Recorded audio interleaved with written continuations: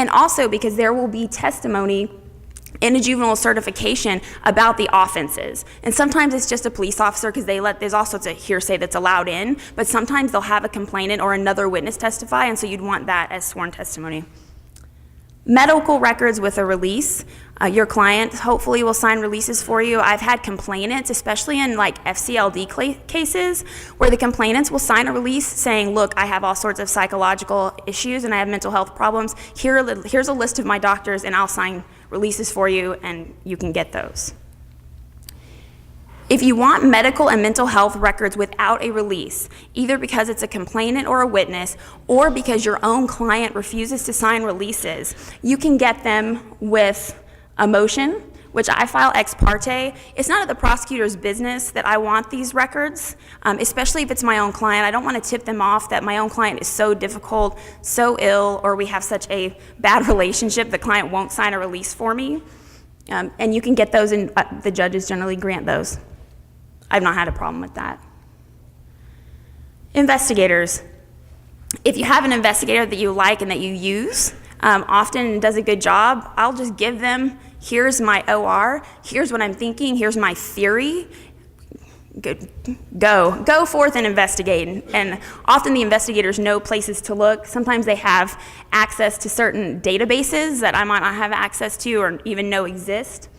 But they can go and try to get surveillance video. If I have a client that was arrested at a certain place or something went down at a certain place, investigator can go out, see if any companies have cameras facing that, and go in and request them. And a lot of times, like if it's a gas station, the manager will make a copy and give it to the investigator, and you have it before the DA has it, or before it gets destroyed.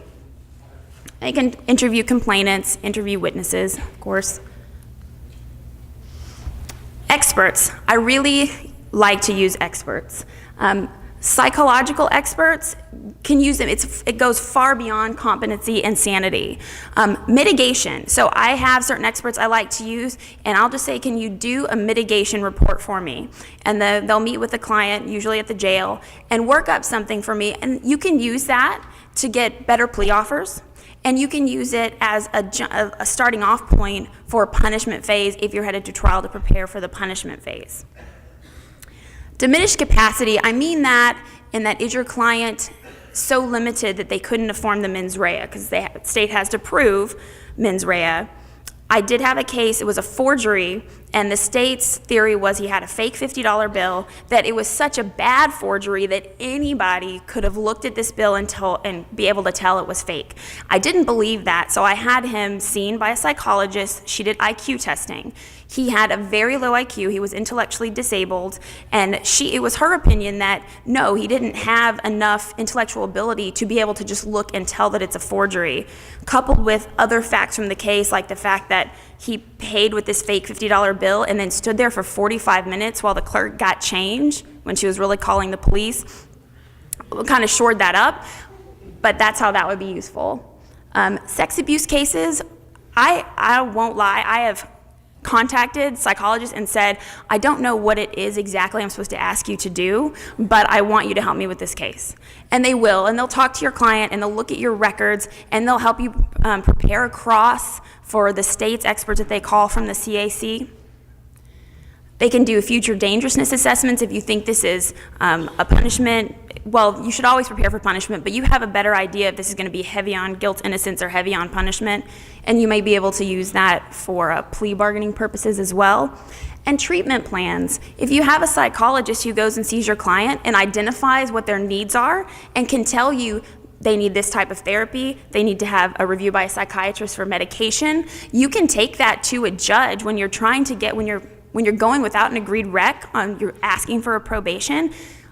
Judges will listen to a treatment plan offered by a professional. Look, judge, this is what they need, and they believe that with medication and with therapy, they could possibly be successful, and it can be helpful in that. It also can be helpful if your client is found guilty and you're asking a jury for probation. Medical experts, they can review records in sex abuse and injury cases, let you know if, a lot of times what you get from them isn't an expert who's going to testify, but an expert who can look through records, identify explain what terms mean and help you with cross-examination of the state's experts.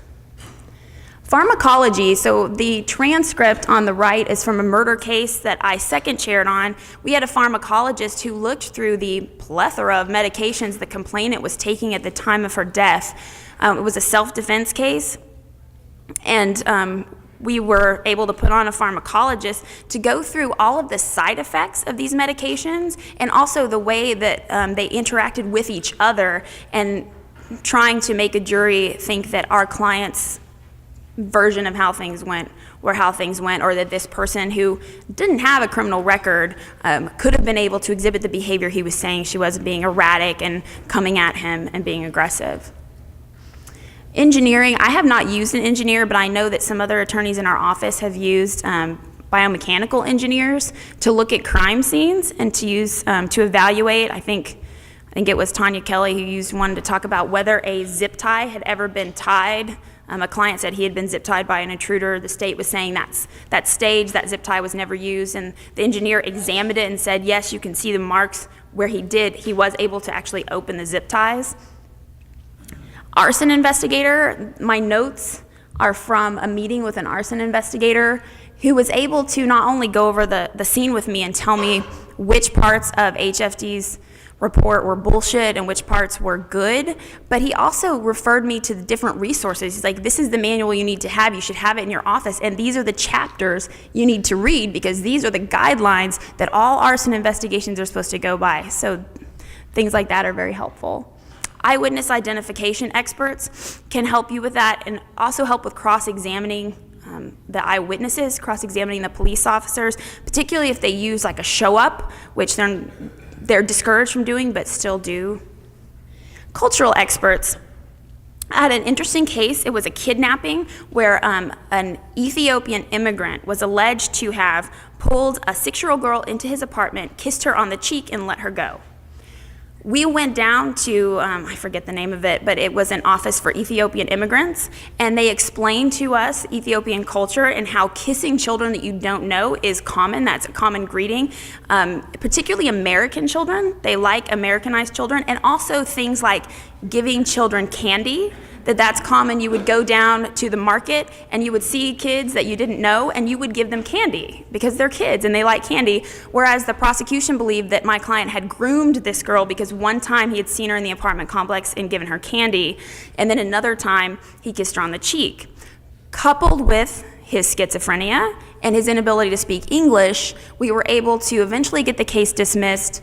I hope he's back in Ethiopia now. It wasn't a good situation for him here. But they were also able to tell us that this wasn't the first time an Ethiopian immigrant has come across this, and tell us about an older woman who a neighbor called the cops on her because she knocked on his door, and they didn't know why this strange woman was knocking on their door, so they called the police when what she was doing was coming over with an offer to come over for afternoon tea, because in Ethiopia you always shared afternoon tea with your neighbors. And sadly, they have to give classes to recent immigrants about, in America, you don't talk to people you don't know, and you don't talk to children you don't know, and you can't be friendly like you are back home. But that's an example of a time that cultural experts were helpful in explaining why behavior that looks creepy or weird in America is actually quite normal for the person who's doing it. That's it. Questions? Are there any questions?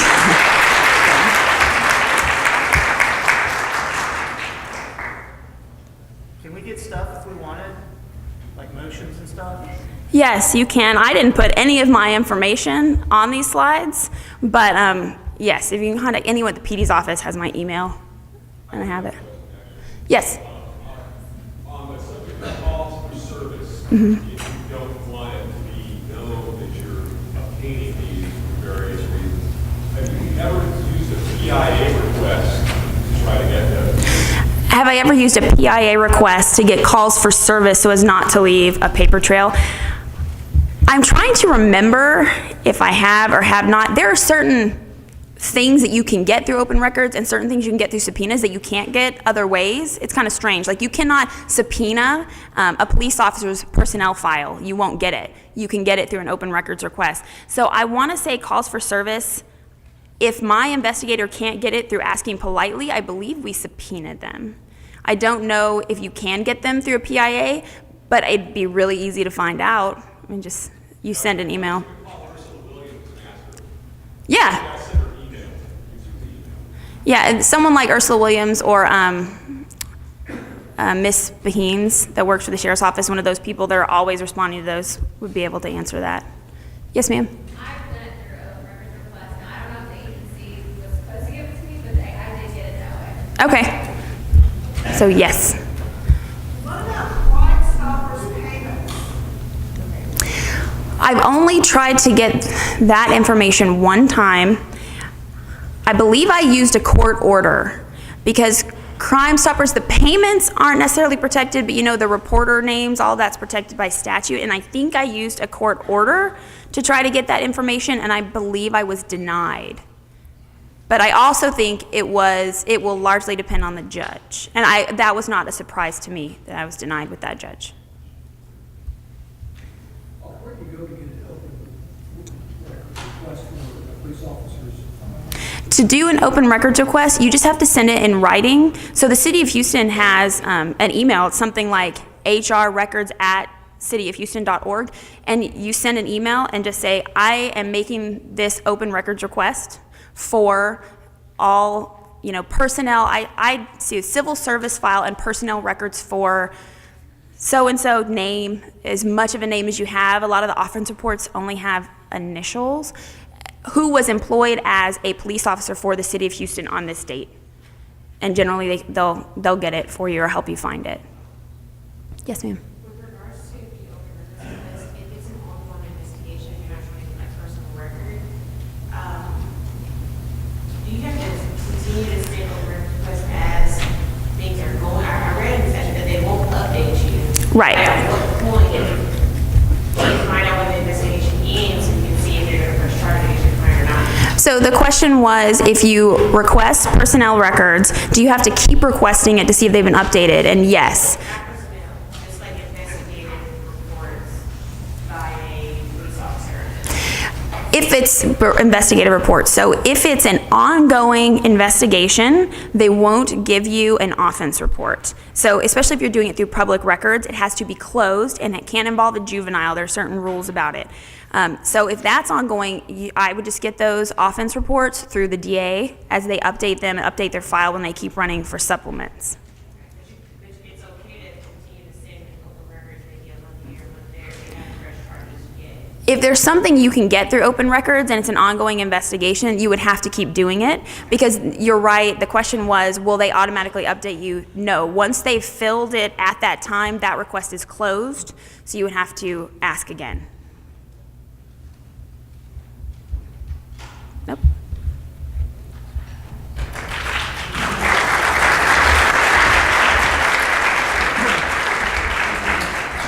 Thank you, Miranda. I told you she was thorough. We're going to get Lori Gooch set up here in terms of her PowerPoint. So why don't you just take a brief break, and we'll set up and then let you know when we're going to start. We're scheduled to start at 2:20, I believe. So let me find. Are you on here? Where